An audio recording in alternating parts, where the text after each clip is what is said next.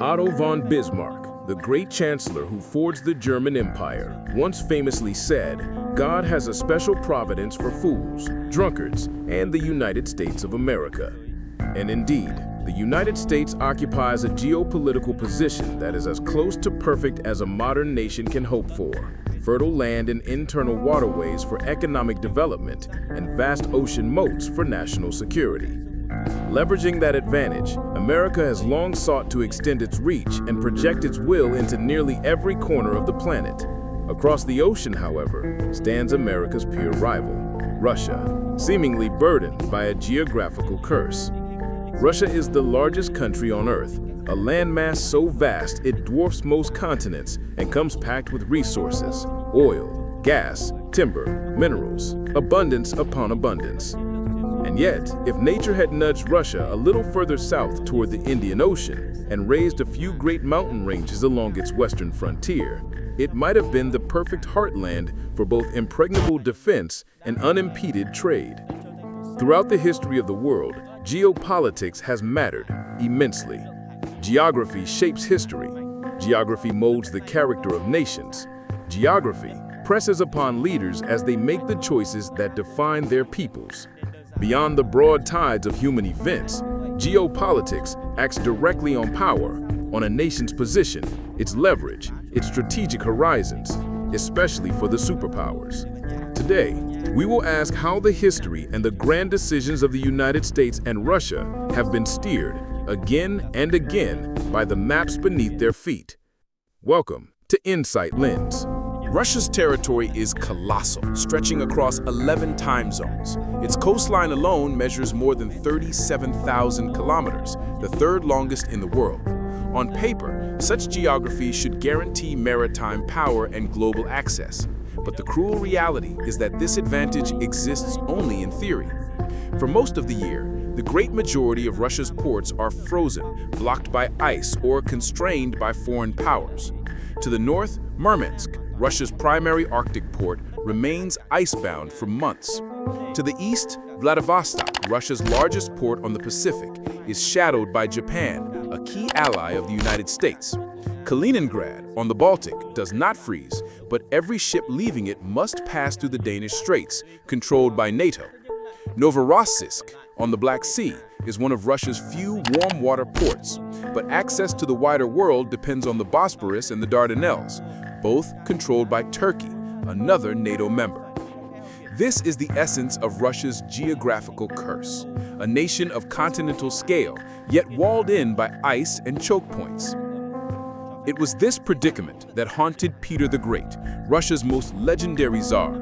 To learn the craft of sea power, he once disguised himself and labored in Dutch shipyards, secretly studying how the West built its fleets.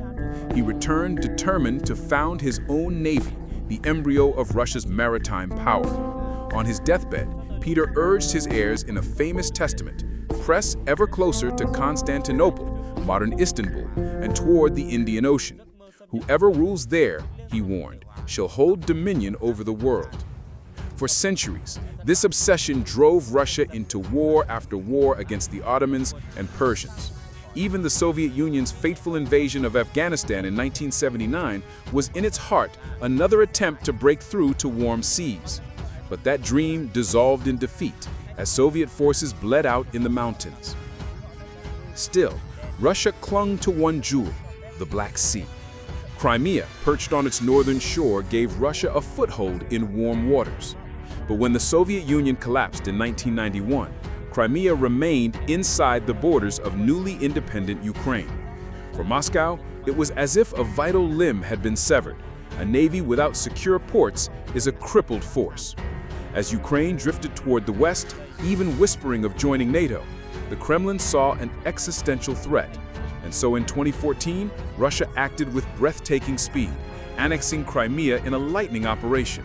To Moscow, this was not aggression, it was survival. To lose Crimea forever would be to lose Russia's only door to the world's seas. While Russia struggled under the weight of its geography, the United States thrived precisely because of its own. Its coastline may be only about half as long as Russia's, yet it runs uninterrupted along two of the world's great oceans, the Atlantic and the Pacific. These waters are not ice-bound, not hemmed in by hostile powers, but open highways to the globe. Originally, the United States was little more than 13 narrow colonies pressed against the edge of the Atlantic. But the young republic expanded with astonishing speed, adding land after land in a series of acquisitions that reshaped its destiny. In 1803, President Thomas Jefferson struck the Louisiana Purchase with France, over 2 million square kilometers, bought for just $15 million. This doubled the size of the nation overnight, but the deal was not merely about land. At its heart was a port, New Orleans.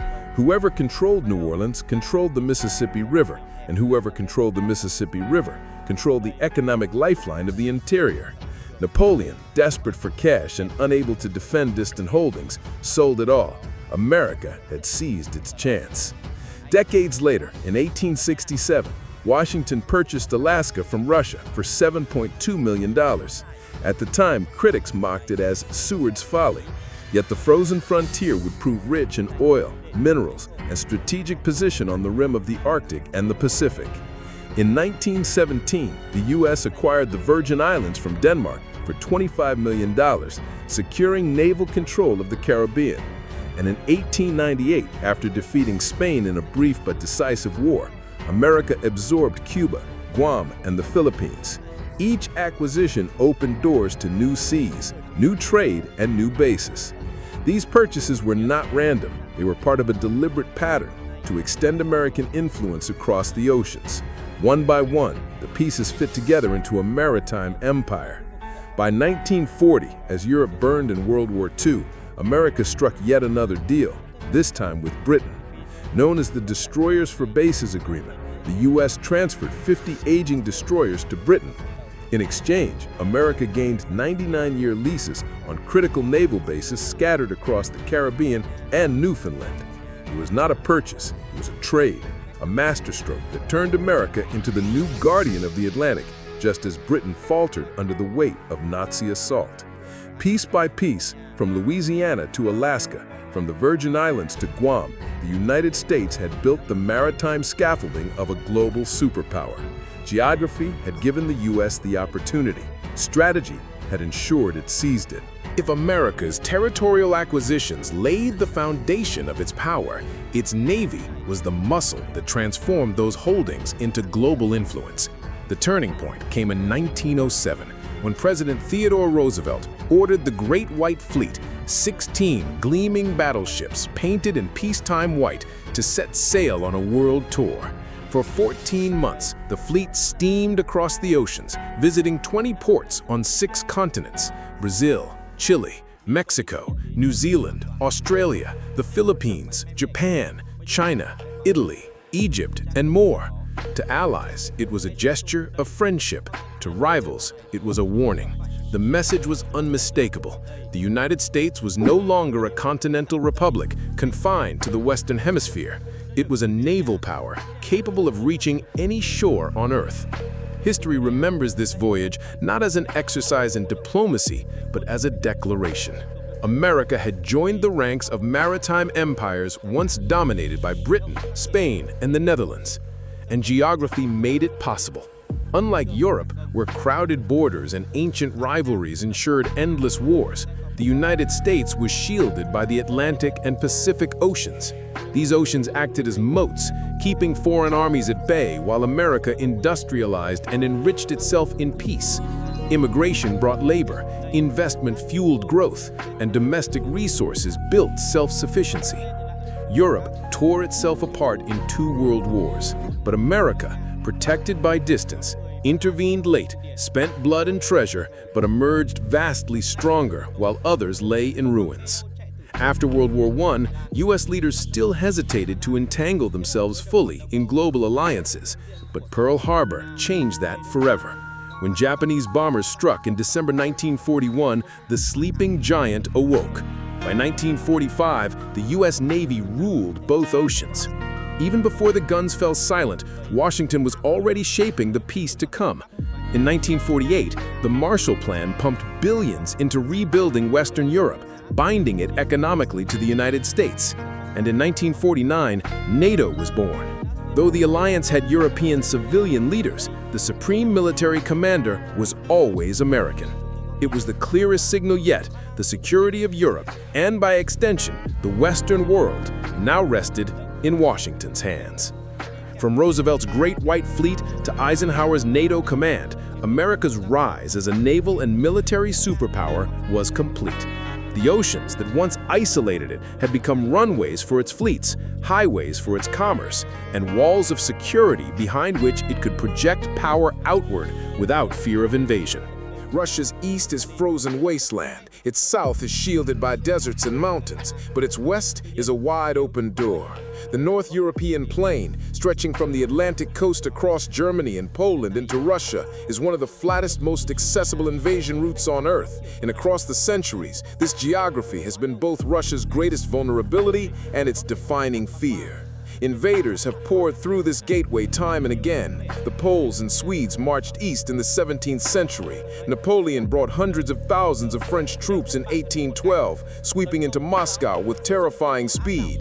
In the 20th century, Hitler's Wehrmacht stormed across the plain, its blitzkrieg cutting through Soviet defenses and reaching the gates of Moscow within months. Geography offered Russia few natural barriers to stop them. Instead, Russian survival depended on brutal strategy, retreating deep into the interior, scorching the earth, stretching enemy supply lines across thousands of kilometers, and letting the winter do the killing. Both Napoleon and Hitler collapsed under this formula. Geography that once exposed Russia also gave it depth, and in that depth lay salvation. But the costs were staggering. Each invasion left devastation in its wake, millions dead, cities burnt, fields ruined. To the Russian mind, geography taught one lesson above all: to survive, create buffers, push the borders outward, keep the enemy as far away from Moscow as possible. The Tsars expanded westward, absorbing Poland, the Baltics, and parts of Eastern Europe. The Soviet Union inherited the same instinct, only in ideological form. After 1945, Stalin wrapped Eastern Europe in a communist shield. Poland, East Germany, Hungary, Czechoslovakia, Romania all became the buffer zone. Soviet tanks stood in Berlin. Soviet influence stretched across Central Europe. Any attack on Russia would first have to smash through a dozen states. For decades, this shield held, but when the Soviet Union collapsed in 1991, the buffers vanished almost overnight. One by one, former satellites joined NATO: Poland, Hungary, the Czech Republic, then the Baltic states, Estonia, Latvia, Lithuania. By the early 2000s, NATO's frontier sat only a few hundred kilometers from St. Petersburg. From Moscow's perspective, this was not benign expansion, it was encirclement. Russia, stripped of its empire, once again faced the naked vulnerability of the North European plain. And on that plain sat one nation whose fate mattered above all: Ukraine. To Russia, Ukraine is not just a neighbor, it is the first shield, the front line, the sword's edge pointing toward Moscow. If Ukraine joins NATO, Russian leaders believe it would place Western armies within hours of their capital. And so for centuries, Russia has treated Ukraine as vital ground, sometimes by absorption, sometimes by alliance, sometimes, as in recent years, by force. History has taught Russia that the West will always come from the plains, and so Russia's strategy, again and again, has been simple: hold the plains, build the buffer, keep the enemy far away. By the early 1960s, the rivalry between the United States and the Soviet Union had hardened into a contest of nuclear arsenals. Yet, even in the atomic age, geography still dictated strategy. The United States had stationed Jupiter nuclear missiles in Turkey and Italy. From these launch sites, warheads could strike Moscow in under 10 minutes. The Soviets had no comparable positions close to the US mainland. Their strategic arsenal was smaller, their delivery systems less reliable. The imbalance was glaring. Nikita Khrushchev, the Soviet leader, sought a bold answer. That answer lay in Cuba, an island only 90 miles from Florida. Fidel Castro, who had seized power in 1959 and declared his revolution socialist, was eager for protection against the United States, which had already attempted to overthrow him at the Bay of Pigs in 1961. The Soviets saw opportunity. Castro saw survival. In the summer of 1962, the Soviets began Operation Anadyr. secretly shipping nuclear warheads and medium-range ballistic missiles to Cuba. Within weeks, launch sites capable of striking Washington, New York, and nearly every major U.S. city were under construction. But secrecy did not last. On October 14th, a U-2 reconnaissance plane photographed the missile sites. The evidence was undeniable. President John F. Kennedy convened his advisors. The United States now faced an existential threat in its own backyard. Over the next 13 days, the world teetered on the edge of nuclear war. Some in Washington pressed for immediate airstrikes on the missile sites. Others urged a full-scale invasion of Cuba. Instead, Kennedy chose a third option: a naval quarantine.